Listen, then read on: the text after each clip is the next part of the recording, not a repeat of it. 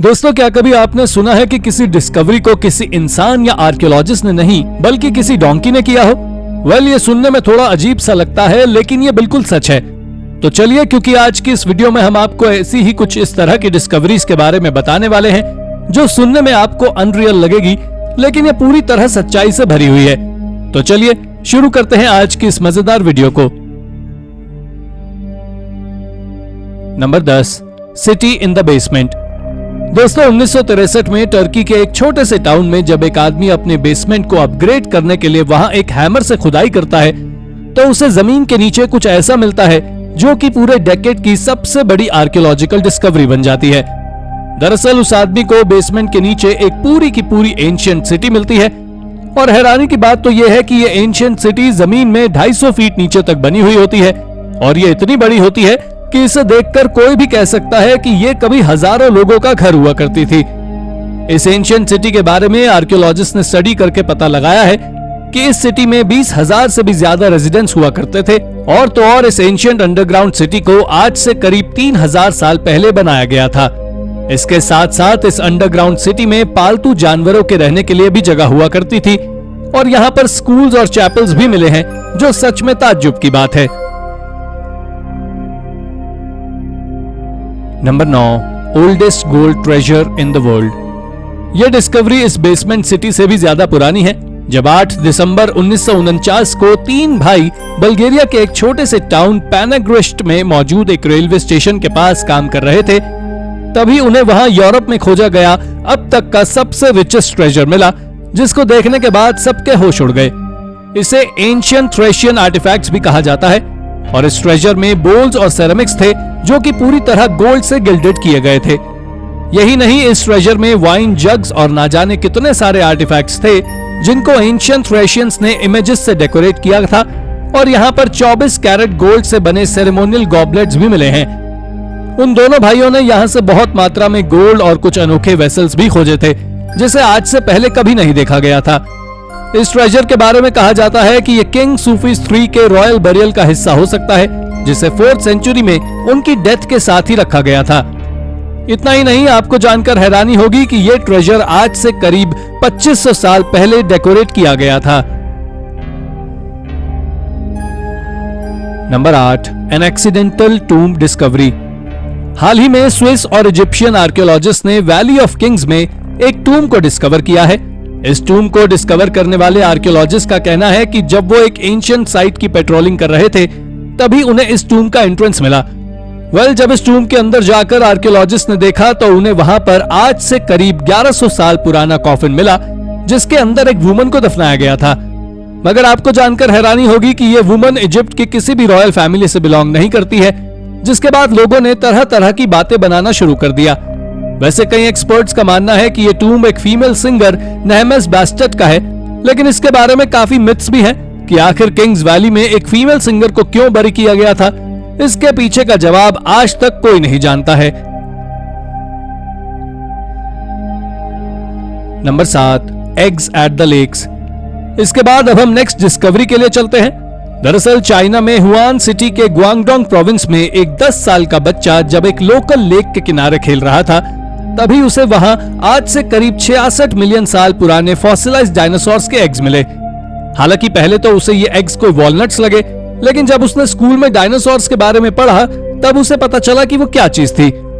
उसने उन fossilised eggs को पास ही के म्यूजियम में पहुंचाया, और पैलियोंटोलॉजिस्ट ने कंफर्म किया कि ये डायनासोर्स के एग्स के ही फॉसिल्स हैं, जो कि डायनासोर्स के एक्सटिंक्ट होने के बिल्कुल पहले के बताए जाते हैं। इतना ही नहीं, इस सिटी में पहले भी कई बार डायनासोर्स के फॉसिलाइज्ड एग्स मिल चुके हैं।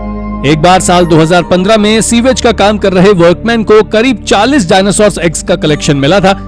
अब अगर हम एक्सपर्ट्स की माने तो इस सिटी से करीब 17,000 से भी ज्यादा फॉसिलाइज्ड एग्स मिल चुके हैं। Number 6, the donkey archaeologist. दोस्तों, क्या आप जानते हैं कि एक बार एक डोंकी यानी एक गधे ने इजिप्ट की एक सबसे अनोखी डिस्कवरी को अंजाम दिया था। यह डिस्कवरी 1996 में एंटीक्विटी सिक्योरिटी पर्सोनल के द्वारा टेंपल ऑफ अलेक्जेंडर की पेट्रोलिंग के दौरान तब हुई जब एक डोंकी अचानक से जमीन के नीचे धंस गया और इस डोंकी को निकाला गया। असल में जब इसे निकाला गया तो देखा गया कि ये डोंकी एक स्प्रॉलिंग्स कॉम्प्लेक्स ऑफ टूम्स में जाकर गिरा है, लेकिन बाद में जब इस टूम्स के कॉम्प्लेक्स की जांच हुई तो पता चला कि इसके अंदर कई ब्रेथ टेकिंग वॉल पेंटिंग्स और कई प्राइसलेस ममीज भी मौजूद है, जिसके बाद से इस जगह को the valley of the golden mummies के नाम से जाने जाना लगा। इसके बारे में कई आर्कियोलॉजिस्ट का कहना है कि यहाँ पर 10,000 से भी ज्यादा ममीज अंडरग्राउंड चेम्बर्स में हो सकती हैं और इन ममीज को ग्रीको रोमन पीरियड का माना जाता है, जो कि 332 बीसी और 395 एडी के बीच में हुआ करता था। Number 5, the ghost ship. दोस्तों, साल 2003 में द मिडल ऑफ बाल्टिक सी में एक घोस्ट शिप को खोजा गया था, लेकिन इसकी पूरी तरह से जांच करने में करीब 7 साल लग गए। इस डिस्कवरी को एक कंपनी डीप सी के द्वारा किया गया था। जब ये कंपनी 1952 में हुए कोल्ड वॉर में गायब हुए प्लेन्स को खोज रही थी, तभी इस टीम के एक स्कैनर ने इस शिप को रिकॉग्नाइज किया। 7 साल बाद यह पता चला कि यह शिप करीब 85 फीट लंबी थी और इसे 17वीं सेंचुरी में ऑपरेट किया जाता था। और इसके पीछे की एक नई कहानी यह है कि ऐसा माना जा रहा है कि बाल्टिक सी से 17वीं सेंचुरी में हजारों डच शिप गुजरती थी, इसलिए यह शिप भी एक डच शिप हो सकती है। हालांकि इस शिप के काफी ज्यादा गहरे पानी में होने की वजह से इस पर अच्छे से रिसर्च नहीं हो पाई, इसलिए कोई भी इस शिप के ओरिजिन के बारे में पूरी तरह श्योर नहीं है। Number 4, routine road work. अब हम बात करने वाले हैं नॉर्थ ईस्ट ईरान में चल रहे एक रूटीन रोड प्रोजेक्ट के बारे में, जिसमें कंस्ट्रक्शन के दौरान एक ऐसी मेडिवल टनल को डिस्कवर किया गया था जो हैरत अंगेज तरीके से पास ही में मौजूद शार एल बेलगास कैसल में कनेक्ट होती थी। आपको बता दें कि यह कैसल एंशिएंट फोर्ट्रेस थी जिस पर ससानियन एम्पायर ने 224 से 651 एडी तक रूल किया था और ये लास्ट ईरानियन एम्पायर थे। ये टनल करीब 11 मील तक फैली हुई है, जिसके बारे में कई एक्सपर्ट्स का कहना है कि इसके अंदर कोई अंडरग्राउंड सिटी हो सकती है जो अभी तक अनडिस्कवर है।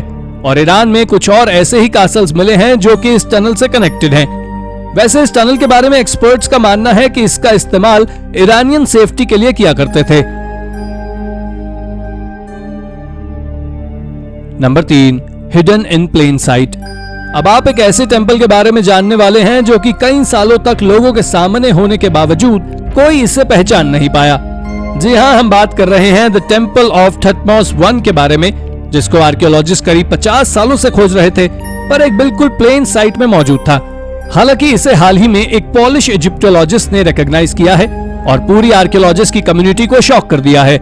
आपकी जानकारी के लिए बता दें कि Thutmose the first ancient Egypt पर 1506 से 1493 बीसी के बीच रूल किया करते थे, जो कि अपने बिल्डिंग्स प्रोजेक्ट्स के लिए काफी पॉपुलर थे। वैसे आपका इनके बारे में क्या कहना है, हमें कमेंट करके जरूर बताएं। नंबर 2, इनका टूम्ब।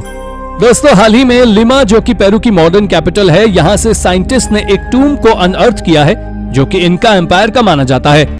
यह बरियल आज से 500 साल पुराना बताया जाता है, जिसमें साइंटिस्ट को कुछ ह्यूमन रिमेन्स कपड़ों में लिपटे हुए मिले हैं।